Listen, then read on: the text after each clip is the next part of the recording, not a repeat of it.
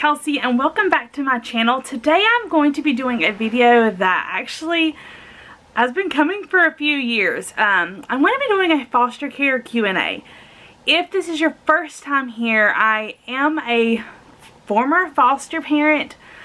We fostered for 3 years and we got to finalize our adoption in December. And I just thought I'd put a video together of kind of all the questions, the main questions we would get asked all the time. Because I am so open, I get asked a lot of questions, like even by like people randomly that I'm friends with on Facebook. They'll just message me like, hey, I have a question, and I'm willing to talk. So I get quite a few questions. My husband gets a couple, but not very much, just because he's not kind of as open as I am about just sharing, because I like to talk a lot, so I share a lot. But I just made a big list of all the questions and I'm going to kind of just go through them. A lot of them aren't too specific with our specific like case or anything, but it's just generalized questions that we get asked a lot as foster parents. So I'm going to pull the list up. Alright, the first question I always get is, what is the first step to becoming a foster parent?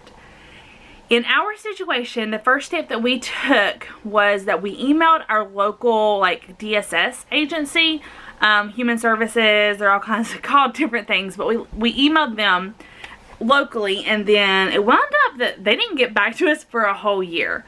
So if we had waited on them, it would have changed our whole life and the way it went. But anyway, we actually wound up licensing through a neighboring county.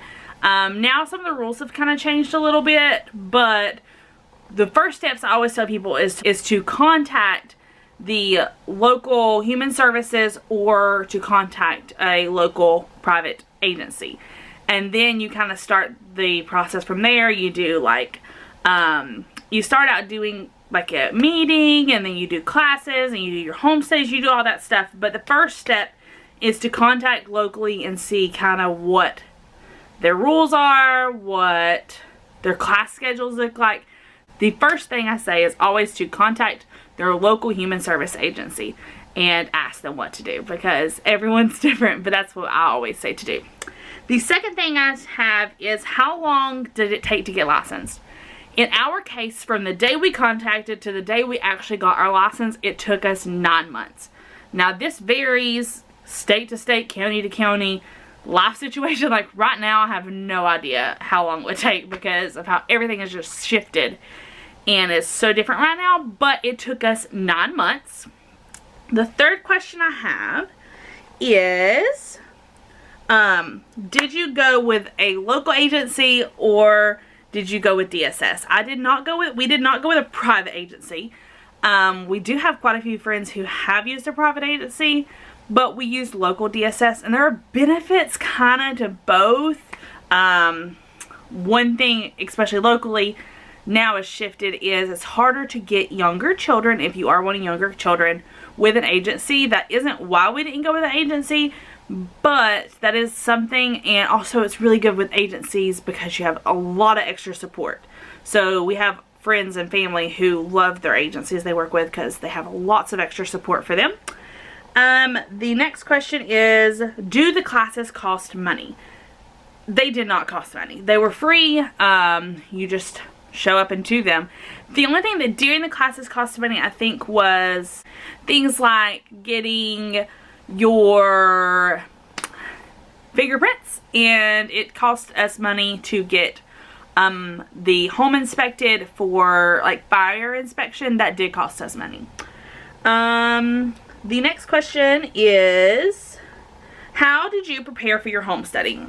If you've watched my channel for a long time, I actually made a video a long time ago when I was preparing how we prepared for our home study.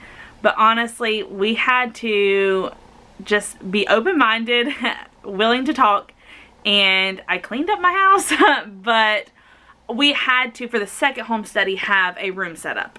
But the first one we didn't have to, so we just had to answer lots and lots of questions. I like to make it like homey and stuff, but that really doesn't, that's not, your home decoration is not going to determine whether you pass or fail your homesteading. Alright, the next question I got is, how do like placement calls work? How do they work with your agency? Sometimes you get emails, sometimes you get phone calls.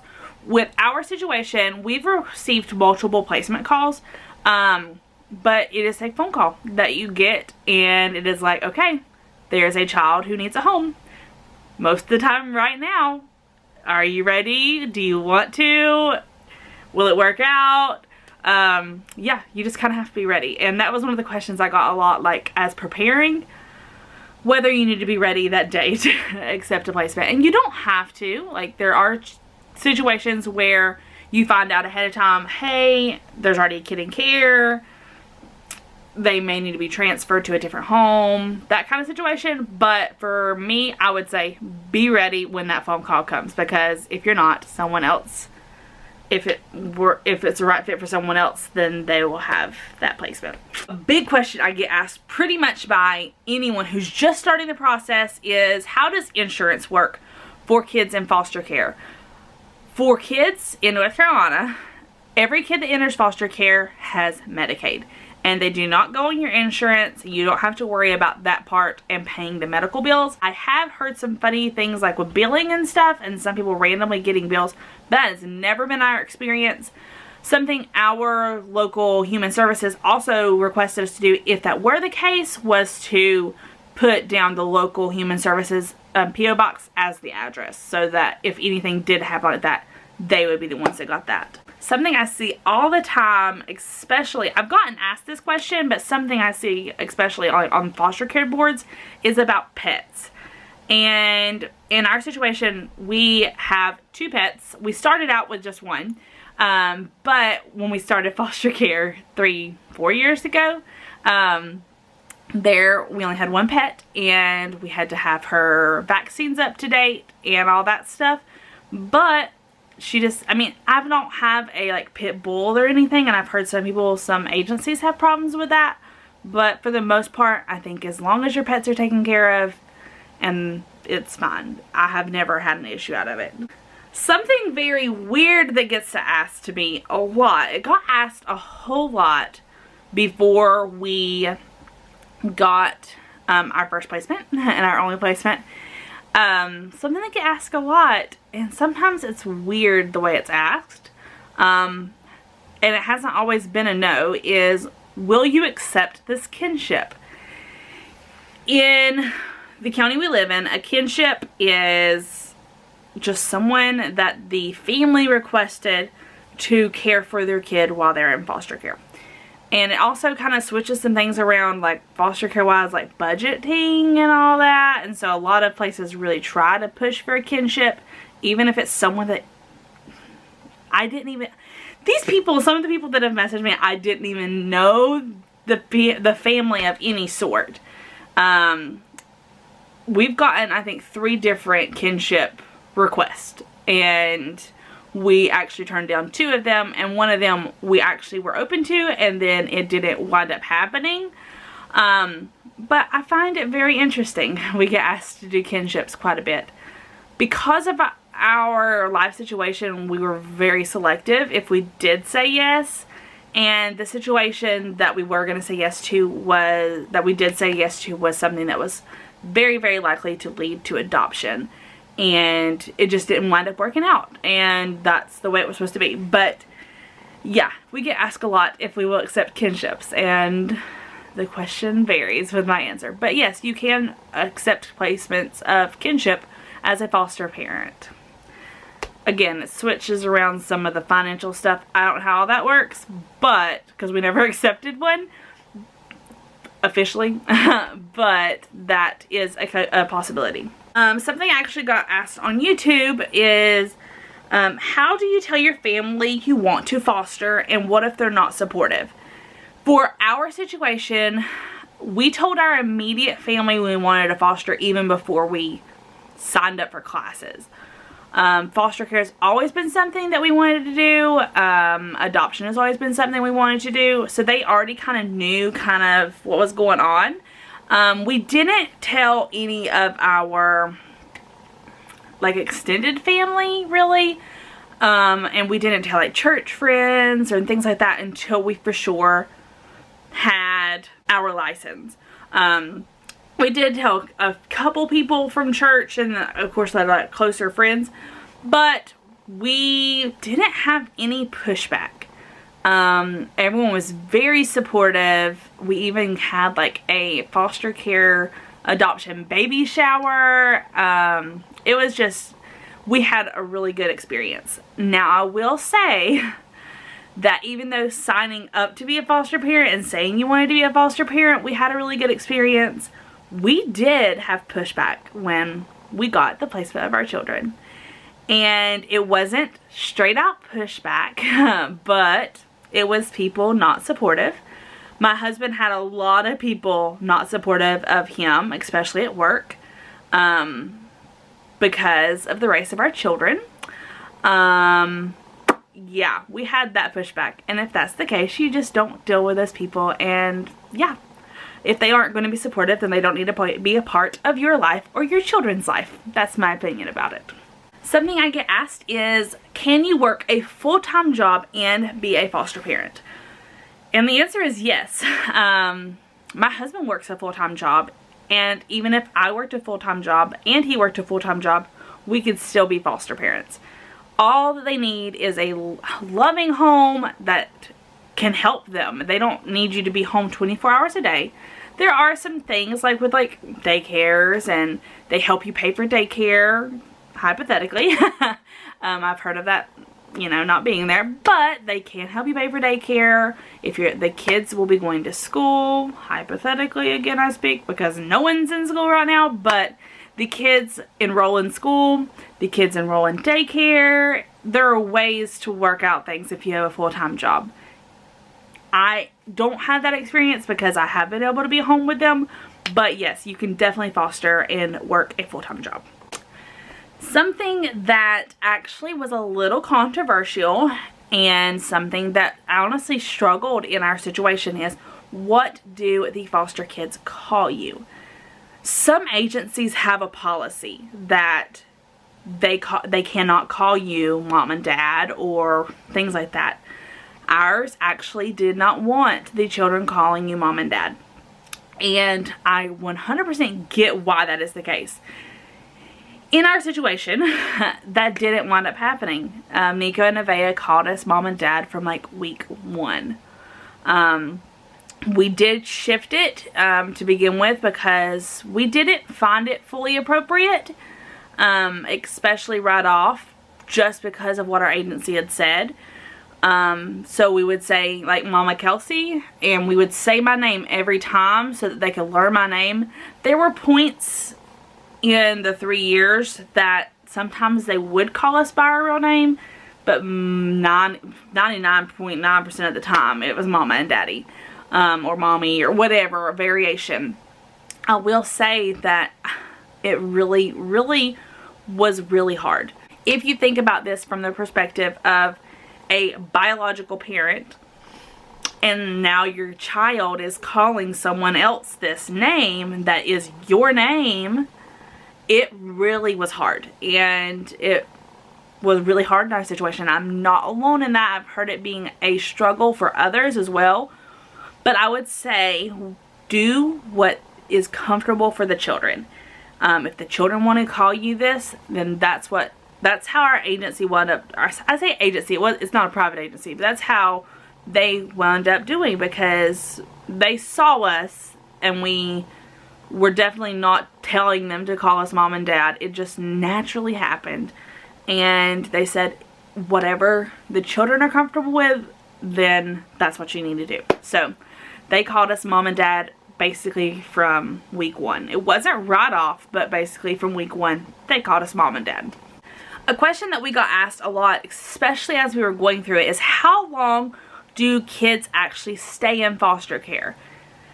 And this answer honestly varies all over the board. I mean, a kid can stay in for a very short amount of time or a very long amount of time. It can lead, even after a long amount of time, to reunification or to going to a family member or to adoption. It really just depends. I know from where we're at, they try to give them a year to kind of get some things sorted out. But that year normally is closer to 2. And then there's normally like an appeal process and then leads down the road of adoption. At least that was kind of our situation. So there's that. It took a really long time. And from my understanding, that's very normal. And I think, I don't really know.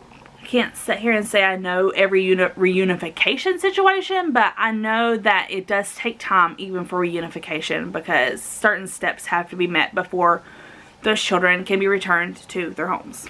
Something that we get asked that actually is very sad is, why is it so hard for teens and older children to get placed with actual foster families or adoptive families? And honestly, it really varies the reason. When we were actually taking classes, like I would say half of our class were people that were seeking to foster older children. There are people who that is just their niche. That's where they're good at. Like if they've already been there before, they know that the teenage years are for them. For us, we had never been parents before. And we were also very young when we did classes. And it did not, I don't even think we could have fostered teens because of our age. But a lot of times, that's a big part of it, is that we had never parented, let alone foster parented, but we were more comfortable starting younger. And there are many reasons for that, but something that I've seen as time's gone on, a reason that a lot, sadly, even though it's not always the case that the teens are the troublemakers or things like that, because we actually, our friends, some of our friends have adopted teenagers, but it's just a scary thing. Like everyone thinks it's like they're gonna be troublemakers, and there is the reality that the longer a child is in a home that is kind of negative or traumatic, the more trauma they have, the more trauma they face. So that's one reason that I've experienced, is that trauma levels are harder the older that they are. But for us, our situation, the reason we did it was because we had never parented before. So that's why we chose to foster younger children. The next question is, can you foster if you are a single parent? If you are just by yourself and you don't have a husband or you don't have a wife or a partner, then yes, you can still foster. It's not a requirement for you to have someone there. I would say if you are single, that you really, really want to make sure you have a good support group around you, because you're going to need some people to lean on at times. But yes, you can definitely foster if you are a single parent. The next question is, do you have to be rich to foster? And do you have to be rich to adopt through foster care? One reason that a lot of people at least look at the route of foster to adopt is because it is very inexpensive, if not free. You do not have to be rich. A lot of like private adoptions, you have to make a certain threshold above, like per child and all these extra things. That isn't the case with foster care. It is, however, important that you will not, at least in our place, you will not get licensed if you can't afford your bills. If you can't afford to feed your family, if you can't afford to do the basics of what you've already got in your home, then you do not need to be bringing another child into your home. But yes, you can foster if you're not rich. I would not call us rich at all. We have the basics, we do what we need to do, but we're not rich. So yes, there is a very big difference between a private adoption or a international adoption. Internationals are very, very, very expensive, but no. You do not have to be rich, and it is basically free to adopt through foster care. If not free. I think the only thing you have to pay for is your birth certificate. Okay, the next question is another one that's kind of controversial, and it is something that really is a lot to deal with in everyday life. But next question is, Why did you foster children of a different race? If you've been around since the beginning, when we, especially even doing classes, we always talked about choices. Whenever you sign up for classes, there are choices. You can choose trauma level, you can choose race, you can choose gender, you can choose whatever. Disability. We were very, very open. And that is why we have children of a different race than us. It has nothing to do with anything other than that we were open. We were open to whoever needed a home. When we received that phone call, that was not even a question that we asked, what is their race? I know for some people it is an issue. I'm not going to sit here and say it isn't, and I'm not going to sit here and say that it's easier or harder or whatever. For us, we were open to whoever needed a home, and we didn't even know what race they were until we walked in the door. To us, it wasn't what was most important. What was most important to us was giving a loving home to a child. And the race that they are, yes, is very important. We definitely celebrate their race. We definitely celebrate their culture. We do as much as we can to have positive mirrors. We're working hard, and we'll continue to work hard for the rest of our lives.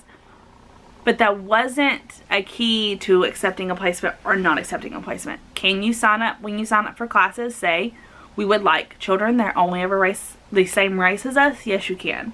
But for us, we were open to whoever needed a home. And this is an area that we have struggled the most with backlash. And a lot of people don't like it.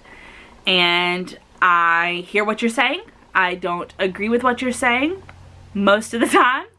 And yeah, that's just the way it is. I love my children, and I would not care if they were purple. I would still love my children. My children would love me if I was purple. That isn't a factor in our love for each other. So that is why we have children that are of a different race than us, because we were open to whoever needed a home. And our children have made the world of difference in our life, and I could not imagine it any other way. But I hope you enjoyed this Q&A. I know it was a lot of questions to kind of speed through. If you do have any more questions, feel free to ask them in the comments below. Hopefully I'll have comments. Sometimes I don't. But if you have any more questions, ask them below. This video really is important to me because it is Foster Care Awareness Month, and I wanted to do something to bring awareness to foster care. And if you are interested, please contact your local agency or local human services to sign up for classes or to see how you can sign up for classes. But I hope you enjoyed this video. I hope it was informative, and I will see y'all in my next one. Bye.